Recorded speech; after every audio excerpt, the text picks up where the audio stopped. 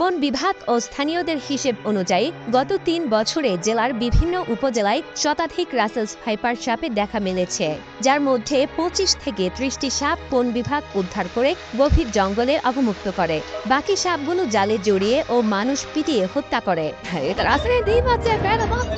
জেলা সদর সহ দৌলত খান, তজুমুদ্দিন ও লালমোহন উপজেলায় খেলার মাঠে, বাড়ির উঠানে, ঘরের খাটের নিচে ও বাথরুমে দেখা মিলেছে রাসেলস ভাইপার সাপের।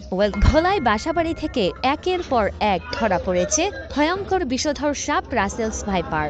এতে সাধারণ মানুষের মাঝে সৃষ্টি হয়েছে আতঙ্ক। ১৯ জুন বিকেলে জেলার তজুমুদ্দিনের চৌমোহনী এলাকায় খেলার মাঠে রাসেলস ভাইপার সাপ দেখতে পায় স্থানীয়রা। একই দিন সকালে ভোলা সদর উপজেলার পূর্ব ইলিশা ইউনিয়নের একটি বাড়ির উঠানে দেখা মিলে বিষধর রাসেলস ভাইপারের।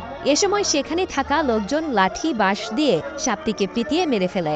এর আগে গতকাল মঙ্গলবার রাতে দৌলত খান উপজেলার ভবানীপুর ইউনিয়নের ১ নং ওয়ার্ডের জালুমাঝির বসতঘরের খাটের নিচে ৩টি বিড়াল মৃত অবস্থায় দেখেন ঘরের লোকজন। পরে কারণ খোঁজাখুঁজির এক পর্যায়ে ওই ঘরে বিষধর সাপের হদিস মেলে। তৎক্ষণাৎ সাপটিকে পিটিয়ে মেরে ফেলেন বাড়ির লোকজন।